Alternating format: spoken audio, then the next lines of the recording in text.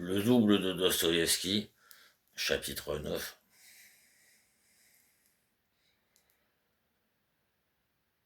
Tout visiblement, et la nature elle-même, s'était armée contre M. Goliathkin. Mais il était encore sur pied et pas vaincu. Il le sentait qu'il n'était pas vaincu. Il était prêt à lutter. C'est avec une telle émotion, une telle énergie, qu'il se frotta les mains quand il revint à lui après sa première stupeur, que rien qu'à ce solaire de M. Goliathkin, on pouvait conclure qu'il ne céderait pas. Du reste, le danger lui pendait au nez. Il était clair. M. Goliathkin le sentait bien, cela aussi. Mais comment l'aborder, ce danger? Telle était la question. Même une seconde, une idée fusa dans la tête de M. Goliathkin. Comme quoi, n'est-ce pas, ne valait-il pas mieux laisser les choses telles quelles, céder tout simplement? Bon, et alors? Bon, et rien. Je vis de mon côté, comme si ce n'était pas moi, pensait M. Goliathkin. Je vois la caravane qui passe, ce n'est pas moi. Un point, c'est tout. Lui aussi, il est à part, si ça se trouve. Il va reculer. Il fera ses tours, le pandar. Il fera ses tours, ses tourbillons. Et bon, il reculera. Voilà ce que c'est. Je l'aurai à l'humilité. Et où il est, le danger? Hein? Qu'est-ce que c'est, le danger? Ça me ferait bien plaisir que quelqu'un me dise en quoi il consiste vraiment le danger. Une affaire de rien, une affaire banale.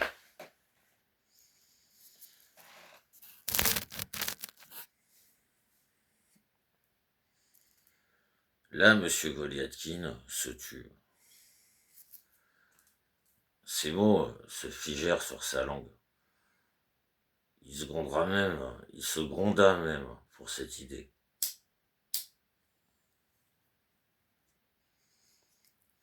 Même, il s'accusa tout de suite de bassesse, de lâcheté pour cette idée.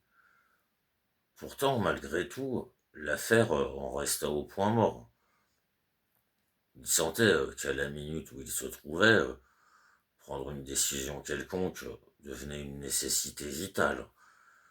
Il sentait même qu'il aurait donné gros à celui qui lui aurait dit ce qu'il fallait précisément qu'il fasse. Oui, mais comment essayer de le savoir? Du reste, il n'avait pas le temps d'essayer de le savoir. À tout hasard, pour ne pas perdre de temps, il est là, un cocher, et voilà jusqu'à lui.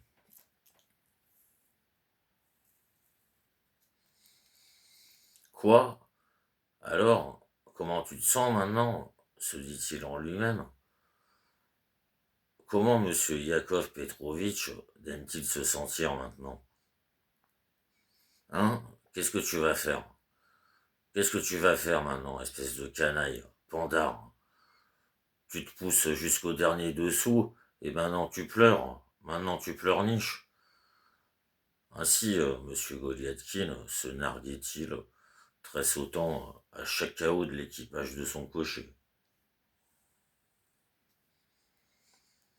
Se narguer et jeter du sel sur ses plaies était, à la minute présente, une sorte de jouissance profonde pour M. Goliathkin. Si nous pouvons dire une jouissance physique. Bon, mais si je ne sais pas en ce moment, se disait-il, il y avait, je ne sais pas, un magicien qui arrivait ou que ça devait se faire, enfin par la voie officielle, qu'on dise donne un doigt de ta main droite, Goliathkin, et tu es quitte. Il n'y aura pas d'autre Goliathkin et tu seras heureux. sauf que tu auras un doigt en moins. Ton doigt, tu le donnerais à coup sûr sans même bouger un cil. Tu le donnerais.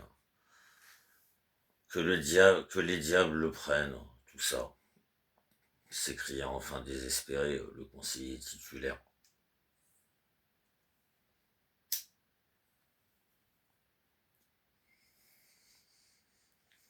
Hein, à quoi ça sert tout ça? Hein, il fallait absolument que ça existe tout ça. Et ça, absolument oui, précisément ça, comme si rien d'autre que ça n'était possible. Et tout se passait bien au début, tout le monde était heureux, content. Non, il fallait... Du reste, que voulez-vous changer avec les mots? Il faut agir.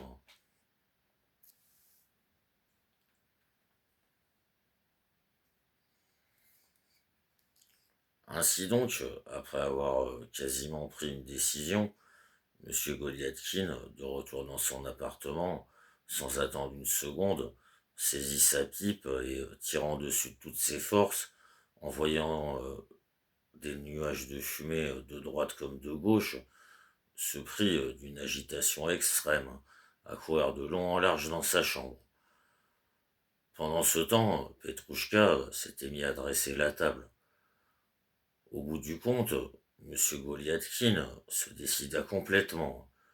Il abandonna soudain la pipe, jeta son manteau sur ses épaules, dit qu'il ne mangerait pas chez lui et bondit hors de son appartement. Dans l'escalier, il fut rattrapé par un Petrouchka hors d'haleine, qui tenait le chapeau qu'il avait oublié. Monsieur le Goliathkin prit le chapeau, voulut en passant se justifier un peu aux yeux de Petrouchka, histoire que Petrouchka n'aille pas penser quelque chose.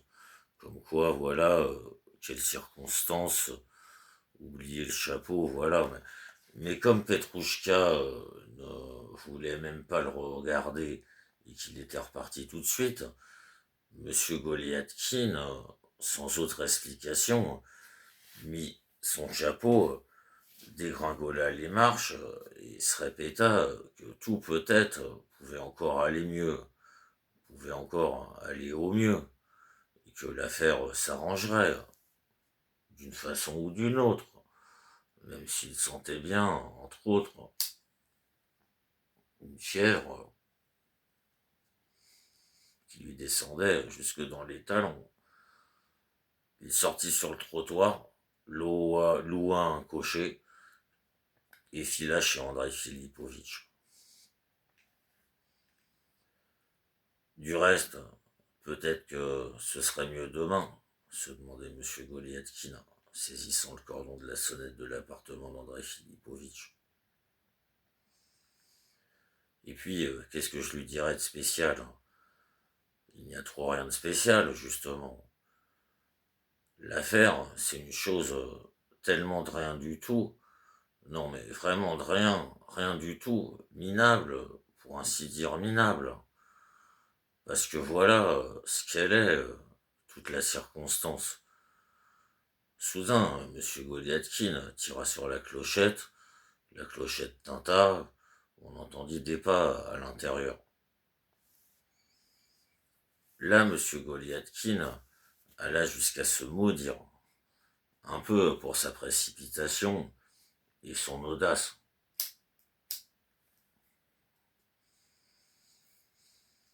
Les ennuis récents que, vu les affaires courantes,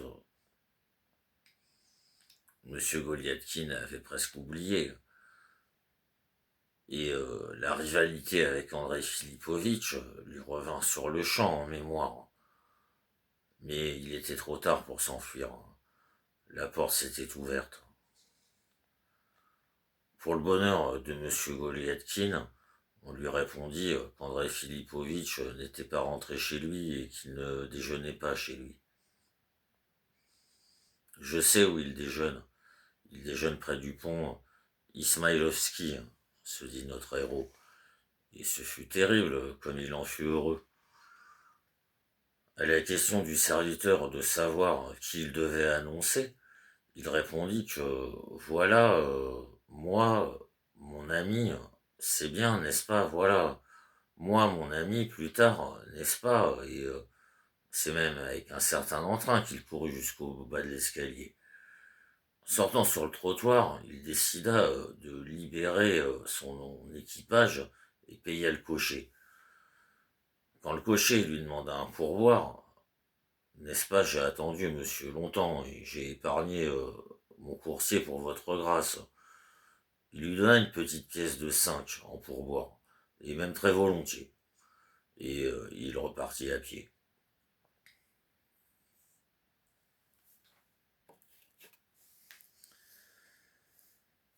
L'affaire, bon, c'est vrai, comme elle est, se disait monsieur Goliathkin, on ne peut pas la laisser comme ça. N'empêche, si on raisonne, bon, si on raisonne sainement, pourquoi je devrais m'agiter comme ça? Non, mais bon, j'y reviendrai toujours. Pourquoi il faut que je m'agite? Pourquoi il faut que je me ronge, que je me débatte, que je me torture, que je me tue? D'abord, cette affaire, elle est faite. Pas moyen d'y revenir. Non, pas moyen d'y revenir.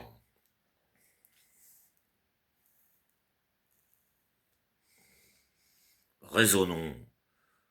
Un homme qui apparaît, il apparaît avec une recommandation satisfaisante, un fonctionnaire doué, bonne conduite, mais pauvre et victime d'ennuis divers, des intrigues, tout ça. Bon, mais pauvreté n'est pas vice. Donc moi, je ne suis pas concerné. Non, mais c'est vrai, qu'est-ce que c'est ces bêtises? Bon, ça se trouve, un homme comme ça, la nature, n'est-ce pas, qu'il fabrique, il ressemble comme deux gouttes d'eau à un autre homme, la copie conforme d'un autre homme. Et alors, est-ce que c'est une raison pour ne pas le recevoir dans le département?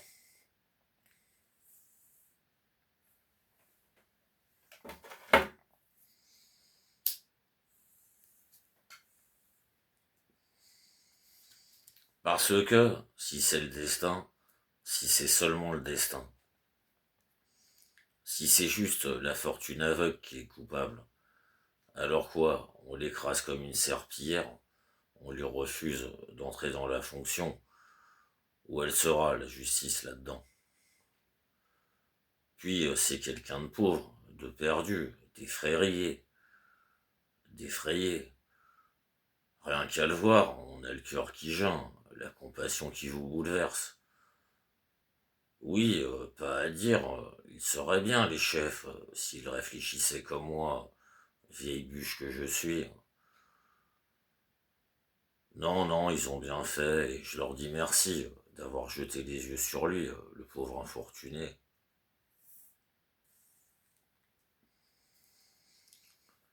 Bon, mais supposons par exemple que nous sommes jumeaux. Bon, on est nés comme ça, des frères jumeaux. Un point c'est tout, voilà. Bon, et alors? Bon, bah, rien. On peut on peut habituer tous les fonctionnaires. Et si c'est quelqu'un d'étranger qui entre dans notre service, là, c'est sûr, hein, il ne trouverait rien d'indécent ou d'humiliant à cette circonstance. Il y a même quelque chose de touchant là-dedans. Voilà, n'est-ce pas, l'idée? Comme quoi, n'est-ce pas, la Providence en a créé deux parfaitement pareils, et l'autorité, bienfaisante, voyant la Providence divine, offre refuge aux deux jumeaux. Bon, bien sûr, continuait monsieur Goliathkin, reprenant son souffle, et baissant un petit peu la voix. Bon, bien sûr, ça aurait été mieux, tout ça, si ça n'avait pas existé, tout ce touchant, et si on n'avait pas eu du tout de jumeaux. Que le diable le prenne, tout ça. Et pourquoi donc a-t-il fallu tout ça?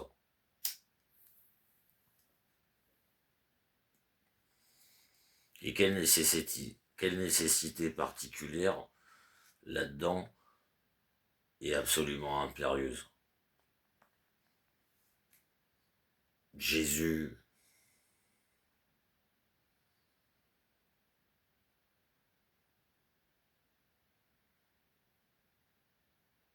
cette cuisine qu'ils nous ont faite, tous les démons, parce que voilà, n'empêche, le caractère qu'il a, joyeux comme ça, mauvais, un pandar pareil, une girouette, un lèche-botte, un lèche-plat, espèce de Goliathkin.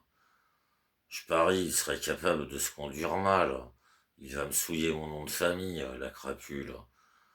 Voilà maintenant, surveille-le, regarde. Ah, quelle malédiction. Bon, mais, et quoi? Bon, c'est une canaille. Je veux bien, c'est une canaille. Mais l'autre, il est honnête. Bon, lui, il sera une canaille, et moi, je serai honnête. Et on dira, voilà, ce Goliathkin-là, c'est une canaille. Lui, ne le regardez pas, et ne le confondez pas avec l'autre.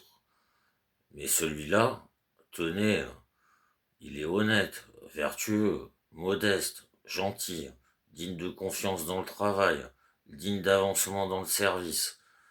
Voilà. Bon, c'est bien. Mais si l'autre...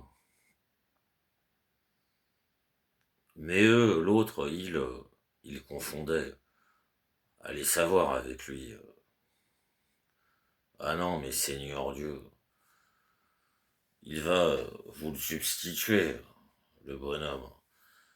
Il va vous substituer, canaille, comme une serpillière. Il va vous le substituer et il ne se dira pas, lui, que l'homme, ce n'est pas une serpillière. Ah mais, Seigneur mon Dieu, mais quelle catastrophe.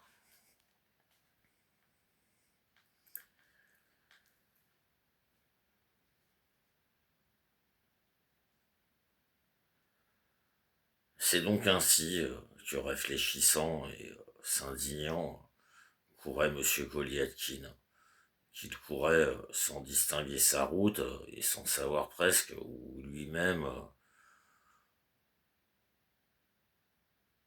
C'est donc ainsi que réfléchissant et s'indignant courait M. Goliathkin, qu'il courait sans distinguer sa route et sans savoir presque où lui-même.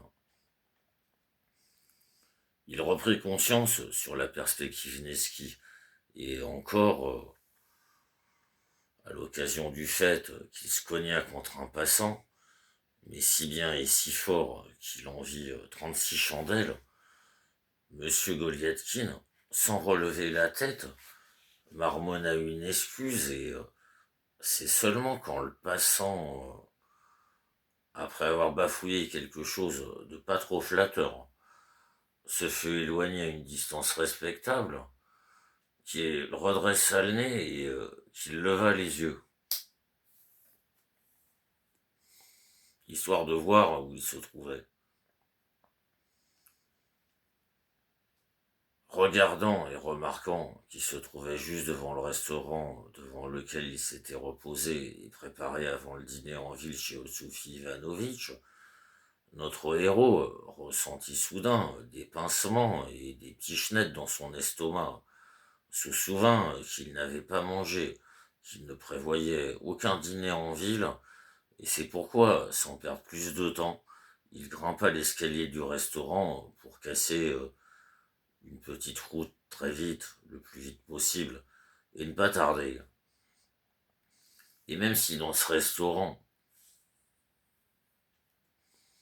les plats étaient loin d'être donnés, cette fois-là, cette circonstance n'arrêta pas M. Goliathkin.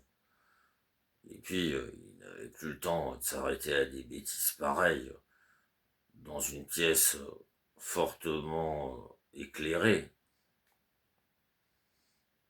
à un comptoir sur lequel était posée une masse diverse de tout ce qui peut servir au hors-d'œuvre des gens honnêtes, se tenait une foule assez compacte de clients. Le commis avait tout juste le temps de verser, de servir, de recevoir et de rendre la monnaie. Monsieur Goliathkin attendit son tour, et après un temps d'attente, il tendit la main vers un joli petit pâté. Il s'écarta, tournant le dos à la foule, et après avoir mangé de bon appétit, il revint vers le commis, reposa le plateau sur la table, sachant le prix.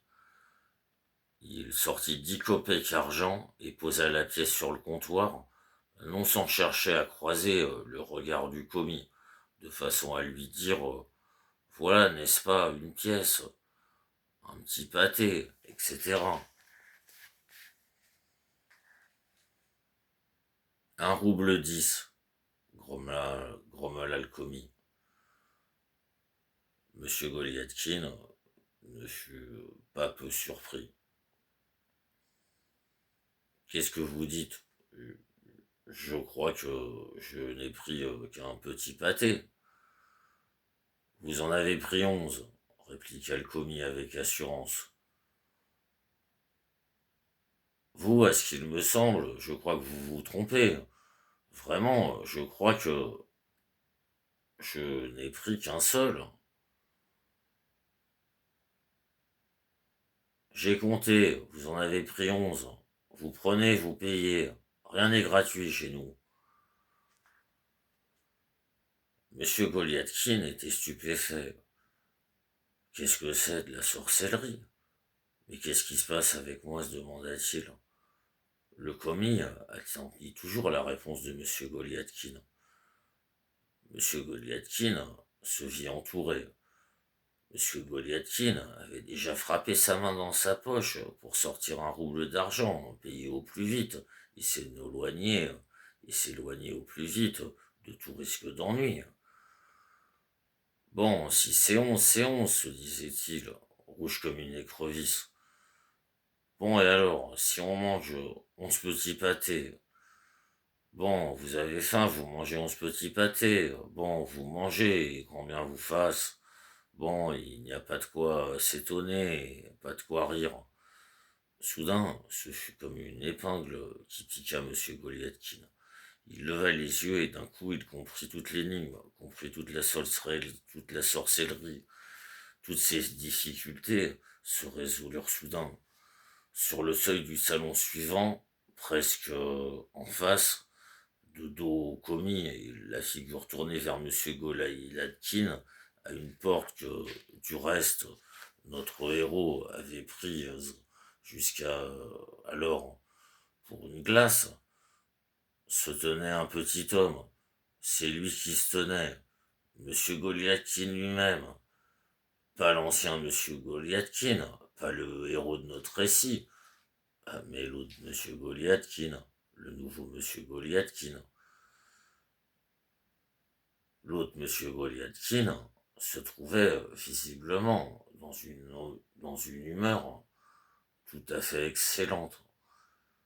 Il souriait à monsieur Goliathkin Ier, lui faisait signe de la tête, lui clignait de l'œil, faisait des petits pas sur place, et le regardait de l'air de dire qu'au moindre geste, il se volatiliserait, d'abord jusqu'au salon suivant, et puis peut-être par les entrées de service. Et puis comme ça, et toutes les poursuites seraient vaines. Il tenait dans ses mains le dernier morceau du 10e petit pâté. Un morceau que, sous les yeux de monsieur Goliathkin, il enfonça dans la bouche, joignant les lèvres de délectation. Il m'a substitué, l'ordure, se dit monsieur Goliathkin, dans une grande flambée de honte. Il n'a pas honte de la publicité. Est-ce qu'on le voit? Je crois que personne ne le remarque. Monsieur Goliathkin jeta 1 rouble argent comme si ce rouble venait de lui brûler les doigts et sans remarquer le sourire plein de grave insolence que lui adressait le serveur, un sourire de puissance, de triomphe, un sourire, pardon, de triomphe et puissance tranquille, il se fraya un chemin dans la foule et se jeta dehors, sans se retourner. Encore heureux qui ne vous ait pas compromis définitivement, se dit le plus ancien monsieur Goliathkin. Je peux lui dire merci au bandit, à lui et au destin, que tout se soit bien arrangé. C'est seulement le serveur qui a été grossier. Mais bon, lui, il était dans son droit. Il devait toucher 1,10 rouble, donc il était dans son droit. N'est-ce pas, sans argent, on ne donne rien à personne. Il aurait pu montrer un peu de respect. Fainéant.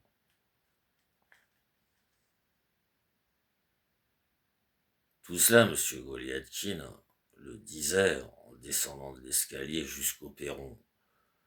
Pourtant, sur la dernière marche, il s'arrêta, foudroyé, et d'un coup, il rougit tellement que des larmes lui montèrent aux yeux, dans un accès de souffrance de l'amour-propre.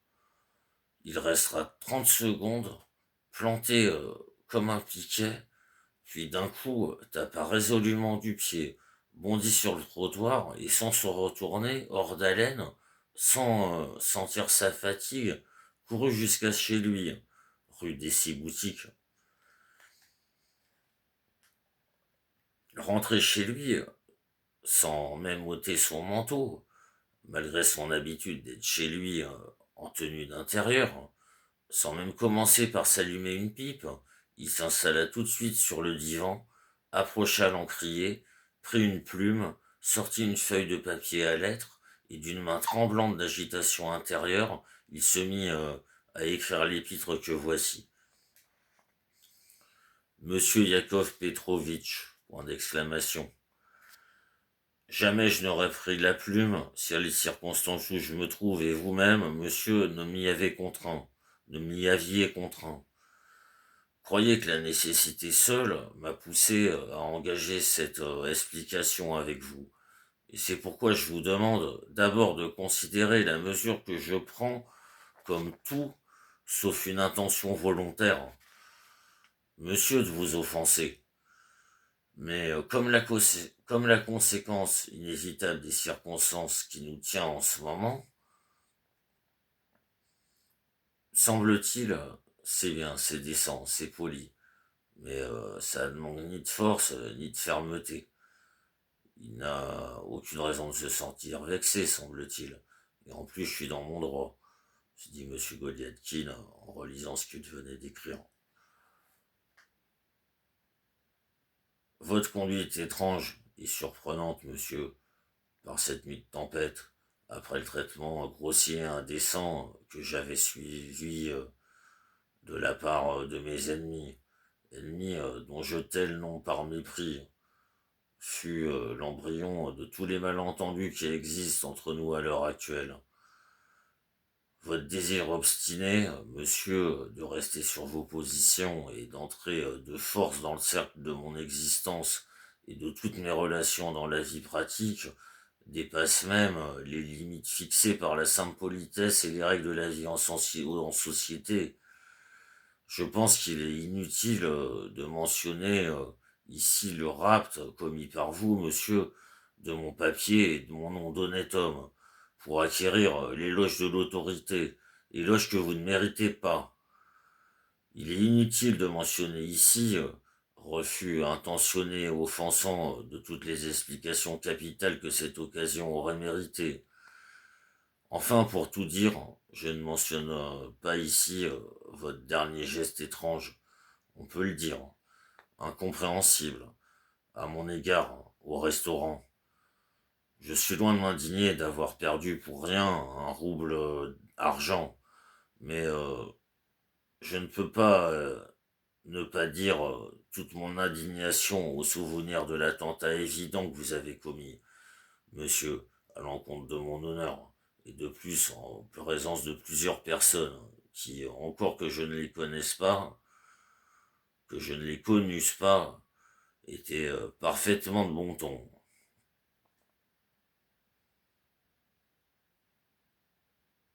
Je ne pousse pas trop loin, se demandait M. Goliathkin. Ça ne fera pas trop, ça ne sera pas trop vexant. Cette allusion au bon ton, par exemple. Mais bon, ça ne fait rien. Il faut lui montrer la fermeté du caractère. Du reste, pour adoucir, comme ça, le flatter un peu à la fin, arrondir les angles. Nous verrons bien. Mais je ne serais jamais allé, monsieur, vous importuner par ma lettre si je n'étais pas fermement persuadé que la noblesse des sentiments du cœur, ainsi que votre caractère franc et ouvert, vous indiqueront à vous-même les moyens de corriger tous ces manquements et de tout rétablir comme avant. Je persiste à garder le plein espoir que vous ne prendrez pas cette lettre comme une offense, mais en même temps que vous ne refuserez pas de vous expliquer expressément à cette occasion, par lettre, par l'entreprise de mon valet. Dans l'attente, j'ai l'honneur d'être monsieur votre très humble serviteur, lit Goliathkin.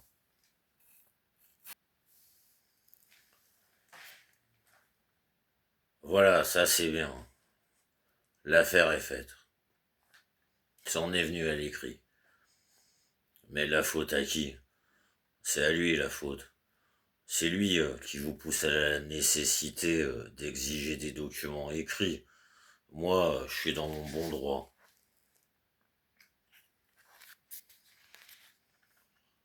Monsieur Goliathkin relut sa lettre une dernière fois. Il la plia, la cacheta et appela Petrouchka. Petrouchka apparut, comme en son habitude, les yeux ensommeillés et, pour une raison ou pour une autre, très indigné.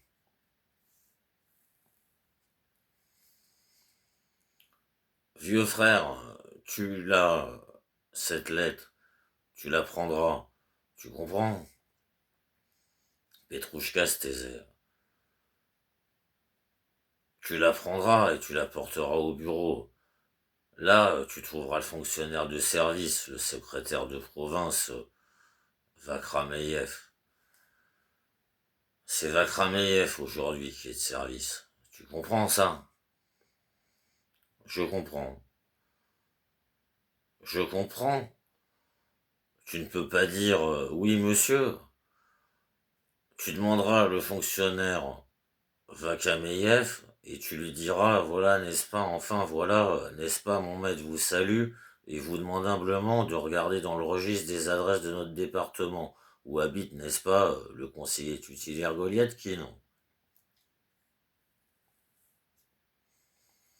Petrouchka garda le silence, et du moins, M. Goliathkin en eut-il l'impression, esquissa un sourire. Alors voilà, Piotr, tu lui demanderas son adresse et tu te renseigneras, savoir où il habite, n'est-ce pas, le fonctionnaire Goliathkin, qui est nouvellement arrivé. À vos ordres. Tu demanderas l'adresse et tu porteras cette lettre à cette adresse. Tu comprends? Je comprends. Si, là-bas. Enfin, là, tu la porteras, cette lettre. Ce monsieur à qui tu donneras cette lettre, Goliathkin. Pourquoi tu ris, crétin? Pourquoi que je rirais? Ce que ça me fait? Moi, rien, monsieur. J'ai pas besoin de rire, moi. Bon, donc, si ce monsieur te demande, n'est-ce pas, comment va ton maître, comment il va et tout, enfin, comment, n'est-ce pas? Bon, enfin, s'il se met à tirer les verres, à te tirer les verres du nez, toi, tu te tais, tu réponds, n'est-ce pas, mon maître, rien, mais il demande, n'est-ce pas, une réponse manuscrite. Tu comprends? Je comprends, monsieur. Bon, alors voilà, n'est-ce pas, mon maître? N'est-ce pas, dis-lui, rien, n'est-ce pas, ça va, il s'apprête à sortir chez des amis, n'est-ce pas? Mais vous, il vous demande une réponse écrite. Tu comprends?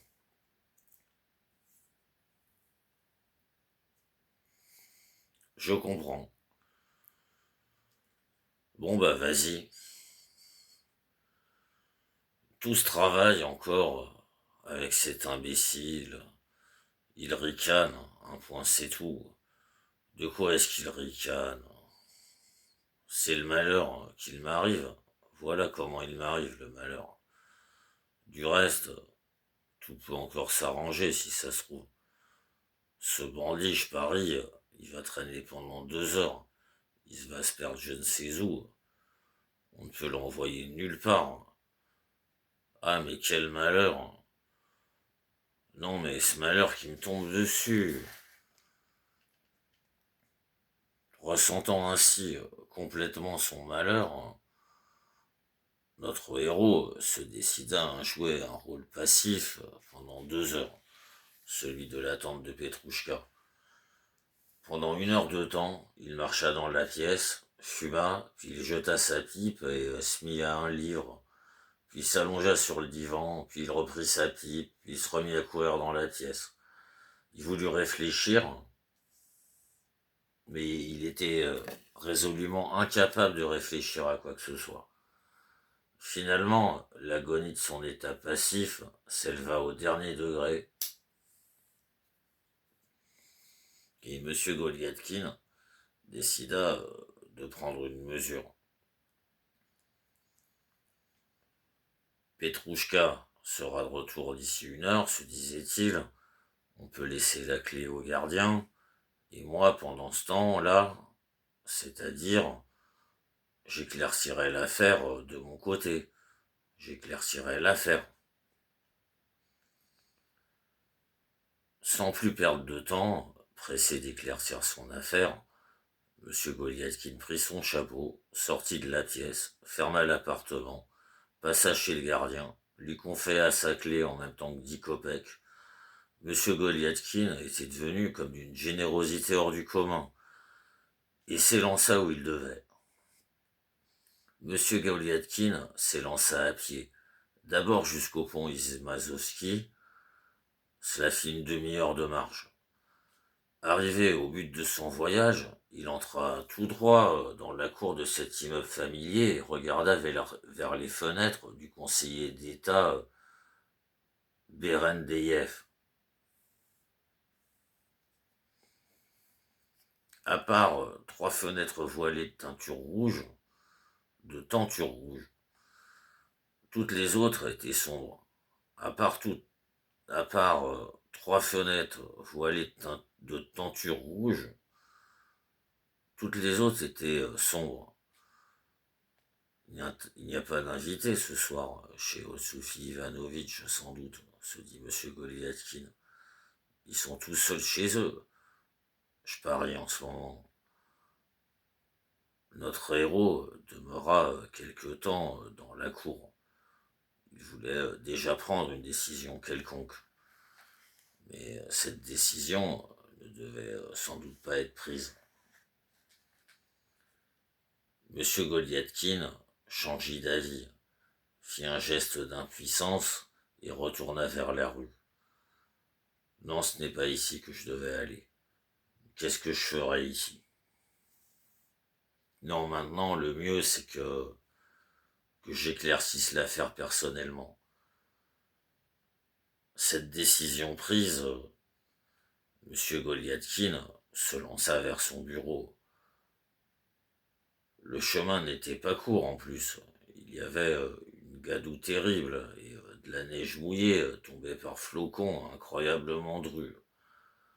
Mais au moment où il se trouvait, aucune difficulté visiblement n'existait plus pour notre héros. Mais au moment où il se trouvait, aucune difficulté visiblement n'existait plus pour notre héros. Trempé, certes, il le fut, et il se salit également. Mais bon, en passant, alors que le but, il est atteint. Et de fait, M. Goliathkin touchait déjà à son but. La masse obscure de l'énorme bâtiment administratif faisait déjà une tache noire loin devant lui. Halte, se dit-il.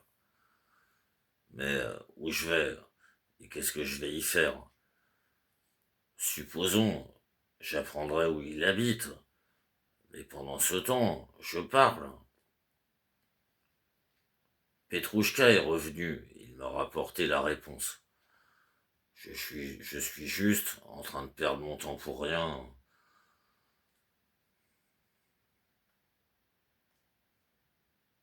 Juste mon temps, comme ça, que j'ai perdu. Bon, ça ne fait rien. Tout ça, ça peut encore s'arranger.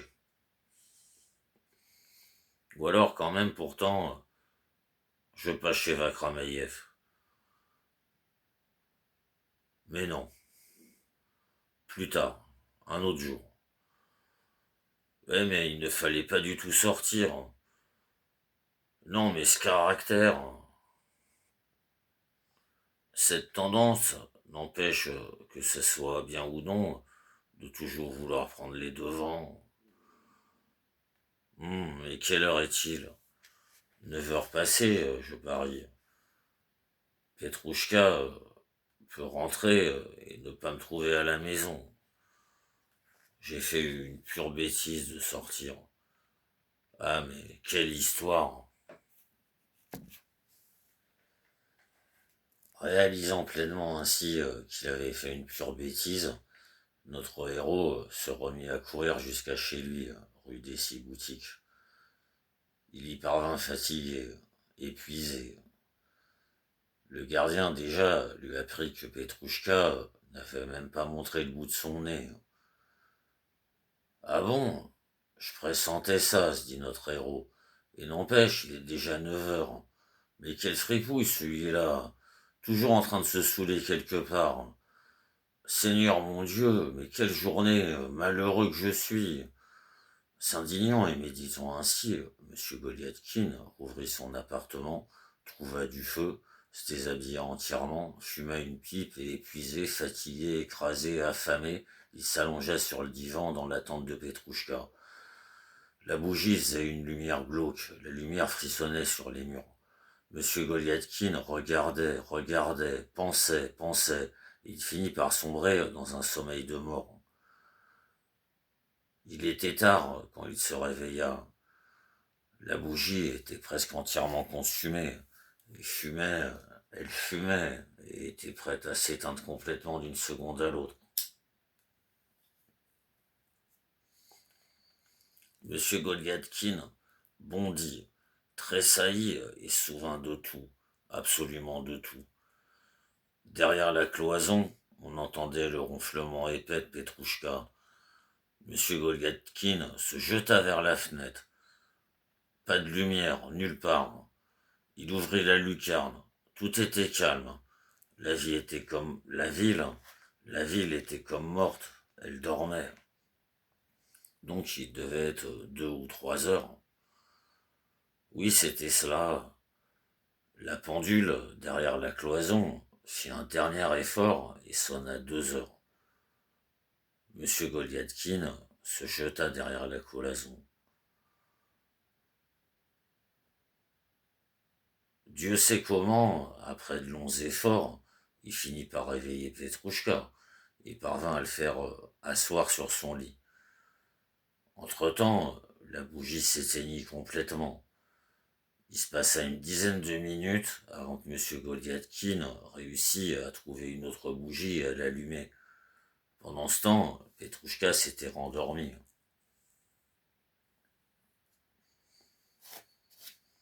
Espèce de canaille, espèce de fripouille, s'éclama M. Goliathkin, le bousculant à nouveau. Mais vas-tu te lever, vas-tu te réveiller?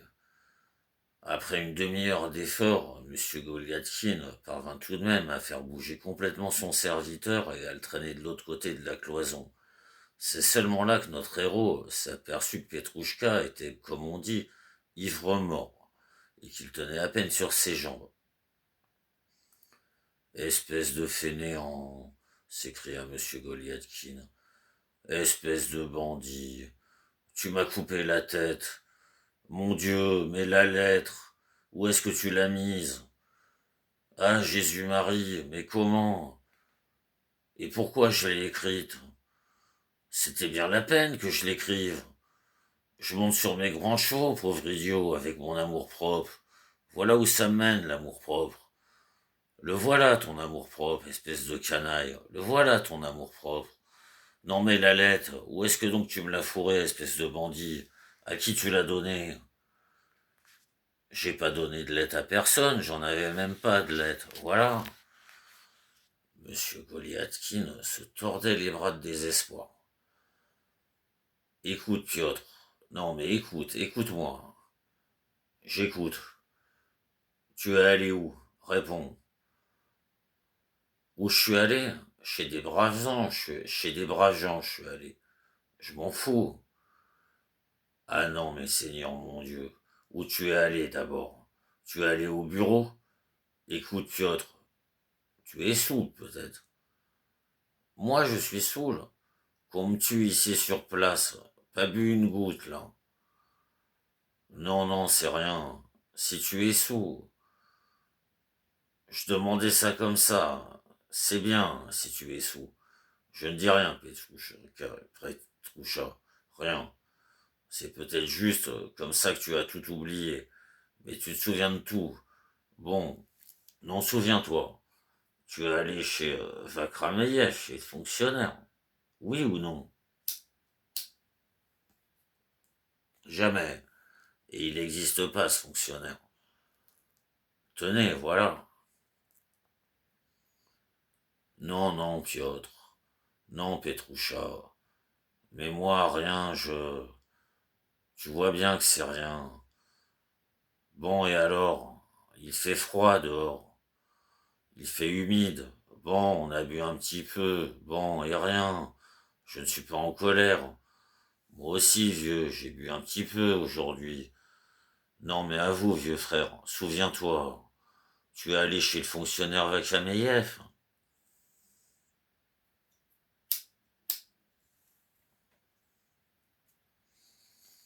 Bon, bah maintenant, puisqu'on y est, oui, il faut dire ce qui est. J'y ai été. Tenez, voilà. Bon, c'est bien, Petroucha. C'est bien que tu y sois allé. Tu vois, je t'en veux pas. Et alors, continue d'être notre héros, encourageant toujours son serviteur, lui secouant l'épaule et en lui souriant. Bon, tu t'es peinté, canaille, sur les bords, pour 10 copecs ou quoi? Tu t'es peinté? Gredin, va. Bon, mais non, c'est rien. Bon, tu vois, je ne suis pas en colère.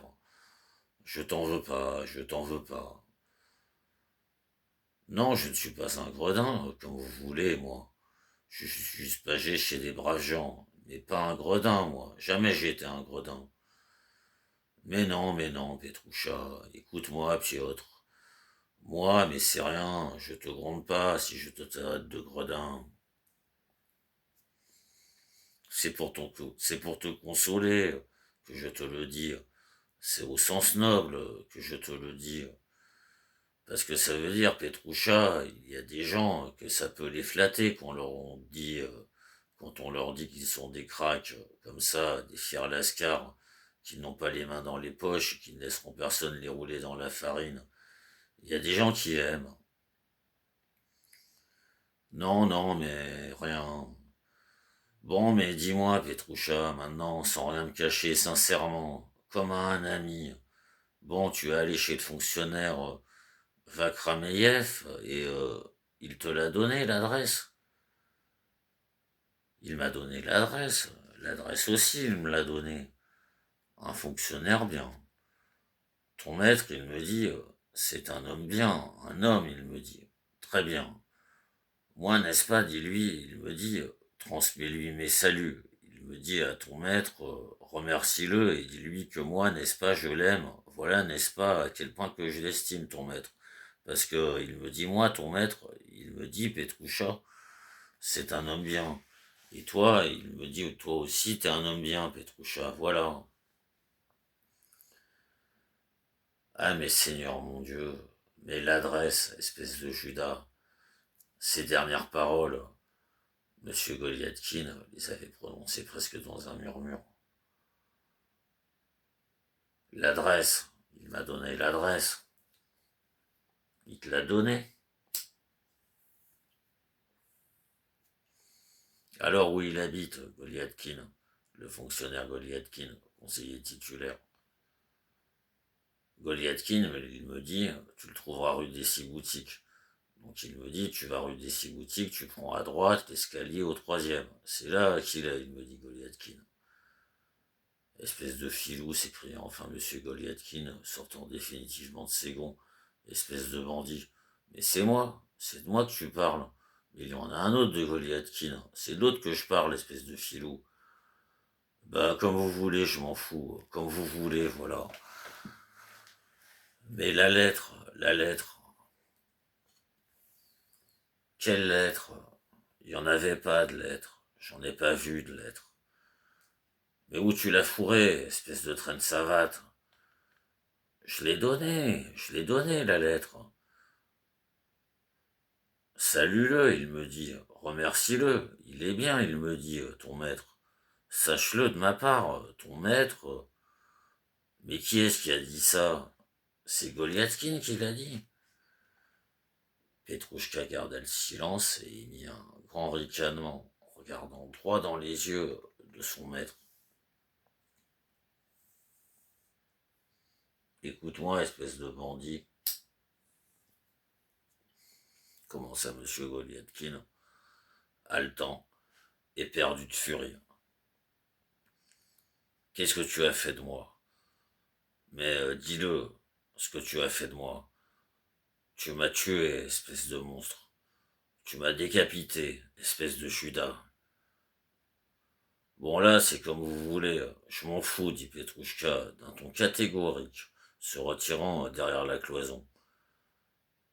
Arrive ici, espèce de bandit. J'y retourne plus vous voir maintenant. J'y retourne plus du tout. Je m'en fous. Je retourne chez les braves gens. Mais les braves gens, ils vivent honnêtes, les braves gens. Ils vivent sans fausseté. Ils sont jamais par deux. Monsieur Goliathkin sentit ses mains et ses jambes se glacer. Son souffle se coupait. Oui, poursuivait Petrouchka. Ils sont jamais par deux. Ils offensent pas le bon Dieu et les braves gens. Fainéant, va tuer sous. Va dormir maintenant, espèce de bandit. Demain, tu vas m'entendre, murmura M. Goliathkin d'une voix à peine audible. Quant à Petrouchka, il marmonna encore quelque chose, puis on l'entendit se recoucher si lourdement que le lit se mit à craquer. Il émit un long bâillement, s'étira et plongea dans ce qu'on appelle le sommeil du juste, reprit ses ronflements. Monsieur Goliathkin se trouvait entre la vie et la mort. La conduite de Petrouchka, ses allusions très étranges, encore que très lointaines, et contre lesquelles, par conséquent, on ne pouvait pas s'indigner, d'autant plus que c'était un homme soûl qui parlait, et enfin, toute la tournure menaçante que prenaient les événements, tout cela avait bouleversé M. Goliathkin jusqu'à la dernière fibre. Et quelle mouche m'a piqué de l'enguirlander au milieu de la nuit, disait notre héros, tremblant de tout son corps suite à une espèce de sensation douloureuse. Et cette chance que j'ai eue de tomber sur un ivrogne, qu'est-ce que je pouvais attendre d'un ivrogne? Tout ce qu'il dit, il délire. Mais à quoi est-ce qu'il faisait allusion, ce bandit? Seigneur mon Dieu, et pourquoi je l'ai écrite cette lettre aussi? Et pourquoi je l'ai écrite cette lettre? Assassin. Moi, suicidé en puissance, pas moyen de se taire. il fallait que ça sorte. Non mais quoi, on est perdu, on se retrouve pareil qu'une serpillière.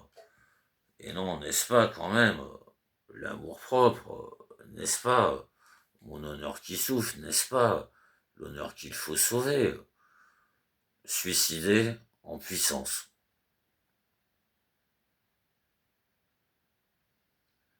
Ainsi parlait M. Goliathkin, assis sur son divan, et n'osant pas faire un geste sous le coup de la peur. Soudain, ses yeux s'arrêtèrent sur un objet qui éveilla son attention au plus haut point. Effrayé, était-ce une illusion, une tromperie de l'imagination? Cet objet qui avait éveillé son attention, il tendit la main vers lui avec une espérance, une timidité, une curiosité indescriptible. Non, ce n'était pas une tromperie, pas une illusion. Une lettre, une vraie lettre, une lettre, absolument, et adressée à lui. Monsieur Goliathkin prit la lettre sur la table. Son cœur battait à rompre. C'est sans doute ce gredin qui l'a rapporté, se dit-il. Il l'a posé là, il l'a oublié. Ça s'est passé comme ça, sans doute. Ça s'est sans doute passé comme ça. La lettre venait du fonctionnaire Vakrameyev, jeune collègue et naguère camarade de M. Goliathkin. Du reste, ça je le pressentais d'avance, se dit notre héros. Et tout ce qu'il va y avoir dans cette lettre, je le pressentais aussi. Voilà ce que disait cette lettre.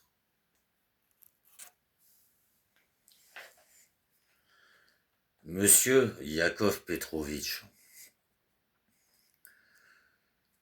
votre valet est ivre, et l'on ne peut rien attendre de sensé de sa part.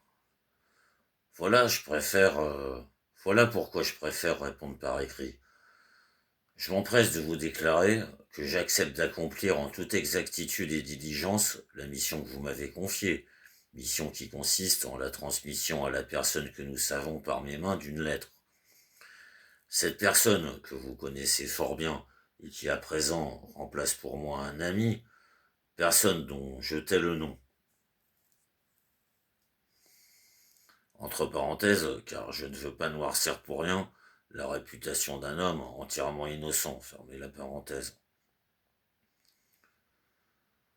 Cette personne que vous connaissez fort bien et qui à présent remplace pour moi un ami, personne dont je tais le nom, habite avec nous dans l'appartement de Karolina Ivanovna, dans ce même meublé, où naguère encore, alors que vous viviez chez nous, avait vécu l'officier d'infanterie qui venait de Tambov. Du reste, vous pouvez trouver cette personne parmi les gens honnêtes et sincères de cœur, chose qu'il est impossible à dire de certains autres. À compter de ce jour, j'ai l'intention de rompre tout rapport avec vous. Il est impossible de conserver notre ton d'amitié et nos relations qui furent celles de la camaraderie, et c'est pourquoi je vous demande, monsieur, de me renvoyer immédiatement, à la réception de la présente, les 2 roubles que vous me devez pour le rasoir de modèle étranger vendu par moi. Si vous daignez vous en souvenir, à crédit, voici 7 mois, alors que vous habitiez avec nous chez Karolina Ivanovna, que je respecte du fond de l'âme.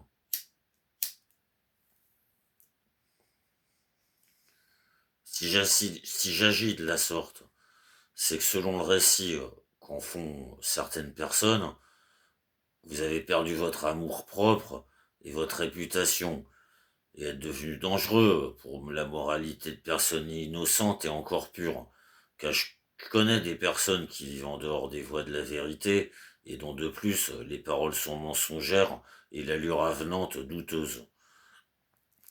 Quant à relever l'offense faite à Karolina Ivanovna, qui a toujours fait preuve d'une conduite de la plus haute moralité, qui est une femme honnête, et qui se trouve, qui plus est, jeune fille, quoique d'un âge déjà avancé, mais d'une noble famille étrangère, on trouvera pour tout cela, toujours et partout, des hommes capables, ce que certaines personnes me prient de mentionner dans ma lettre en passant et parlant pour elles-mêmes. Toujours est-il que vous apprendrez tout en temps et en heure, si vous ne l'avez pas déjà appris, même si vous vous êtes déshonoré, selon le récit de certaines personnes, dans tous les coins de la capitale. Et si par conséquent vous avez déjà eu le temps de recevoir en de nombreux endroits les renseignements qui vous reviennent sur votre compte,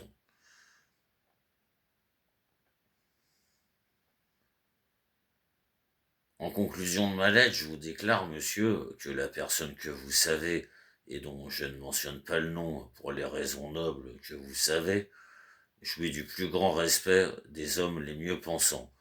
De plus, elle est de caractère joyeux et agréable, avance dans sa carrière, là encore parmi les hommes les mieux pensants, reste fidèle à sa parole, ainsi qu'en amitié, et n'offense pas derrière leur dos ceux avec qui en face elle se trouve en relation de camaraderie. Je reste de quoi qu'il en soit, votre humble serviteur, N. Vakrameyev.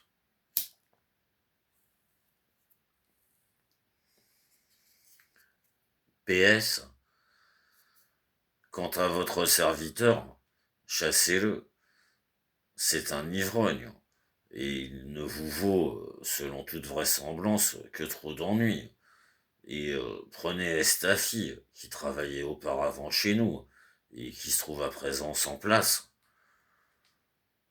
Pour votre actuel serviteur, non seulement c'est un ivrogne, mais en plus c'est un voleur, car la semaine dernière, il a vendu un livre de sucre en petits morceaux à Karola Ivanovna pour une somme modique, chose qu'il n'a pu faire, à mon avis, qu'après vous avoir volé de la façon la plus perfide, petit à petit et à divers moments.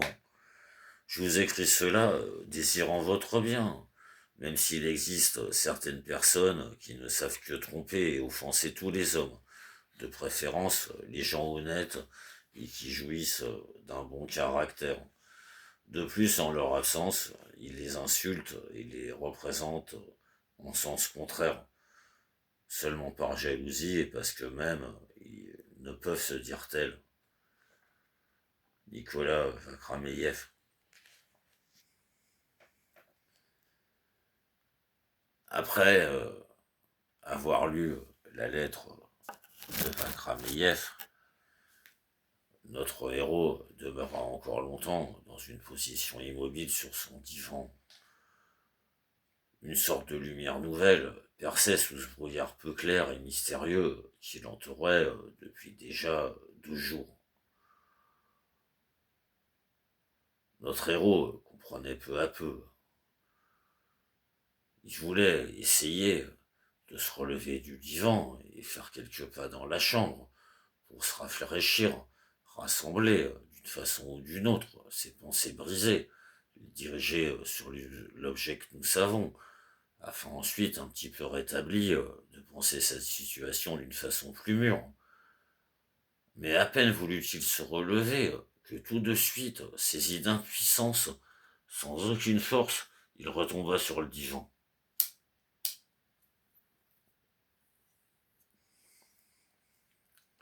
Bien sûr, tout ça, je le prévoyais d'avance, mais pourtant, qu'est-ce qu'il écrit et quel est le sens direct de ces paroles? Le sens, mettons, je le connais, mais où est-ce que ça va mener? Il l'aurait dit directement. Voilà, n'est-ce pas, c'est comme ci et comme ça, on demande ci et ça. Moi, je l'aurais fait. Mais la tournure, l'allure, qu'elle prend cette affaire, ce qu'elle est déplaisante. À vite arriver jusqu'à demain, vite arriver jusqu'à l'affaire. Maintenant, je sais ce que je dois faire. N'est-ce pas, voilà, je suis d'accord pour tous les arguments.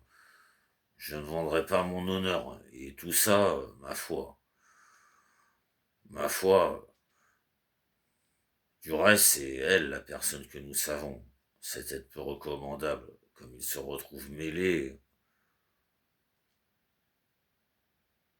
Et pourquoi il est mêlé précisément à ça? Ah mais pourvu que demain arrive vite.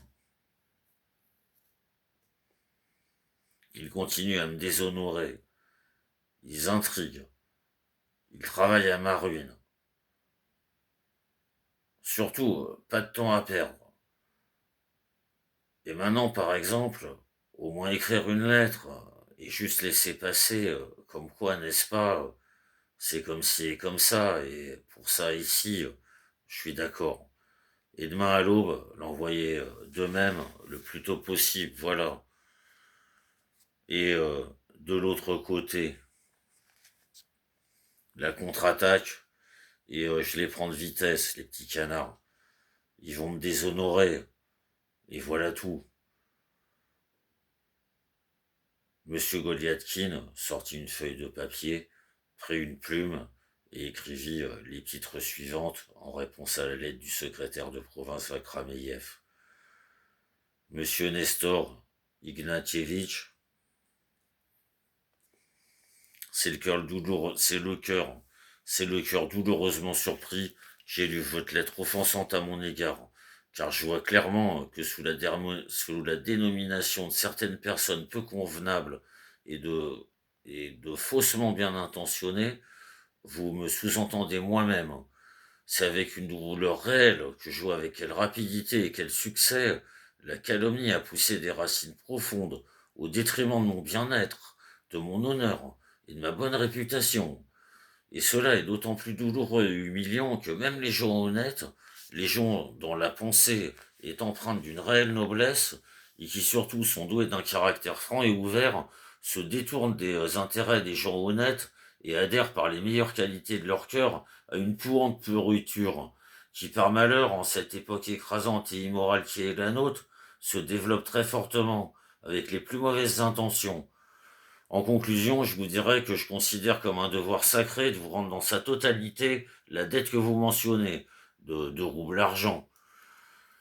Quant à ce qui touche, monsieur, vos allusions à la personne de sexe féminin que nous savons au sujet des intentions, des calculs et des différents projets de cette personne, je vous dirais, monsieur, que je n'ai compris ces allusions que de manière trouble et peu claire.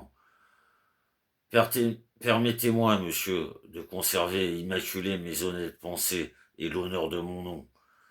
Toujours est-il que je suis prêt à accepter que nous nous expliquions personnellement, préférant la justesse de l'explication personnelle à l'écrit, et de plus, je suis prêt à différents accords pacifiques, bien entendu mutuels. À cette fin, je vous demande, monsieur, d'indiquer à cette personne que je suis prêt à un accord personnel, et de plus, lui demander de fixer l'heure et le lieu du rendez-vous. Ce n'est pas sans amertume que j'ai lu, ce n'est pas sans amertume que j'ai lu, monsieur, vos allusions au fait que je vous aurais offensé, que j'aurais trahi votre amitié originelle et j'aurais mal parlé de vous. J'attribue cela à un malentendu, une odieuse calomnie, à la jalousie et aux mauvaises intentions de ceux que je puis justement appeler mes implacables ennemis. Mais ils ignorent sans doute que l'innocence est forte, déjà de son innocence même, que l'impudeur, l'insolence et la révoltante familiarité de certaines personnes, tôt ou tard, mériteront le sceau du mépris général, et que ces personnes se perdront pour une seule raison, à savoir leur propre inconvenance et la dépravation de leur cœur. En conclusion, je vous demande, monsieur, d'indiquer à ces personnes que leurs prétentions étranges et leurs désirs inconvenants et fantastiques d'expulser d'autres personnes des limites occupées par ces autres personnes dans leur existence dans ce monde, et d'occuper leur place, méritent la stupeur, le mépris, la pitié, et qui plus est, l'asile de fous, que de plus, ce genre de relation est strictement interdit par la loi, ce qui, à mon avis, est entièrement juste, car chacun doit se satisfaire de la place qui est la sienne. Il y a des limites à tout, et si c'est une plaisanterie, c'est une plaisanterie inconvenante. Je dirais plus, tout à fait immorale. J'ose vous assurer, monsieur, que mes idées, ci-dessus exposées sur ces places, sont purement morales. J'ose vous assurer, monsieur, que mes idées, ci-dessus exposées sur ces places, sont purement morales. Quoi qu'il en soit, j'ai l'honneur d'être votre humble serviteur, Igor Lietkin.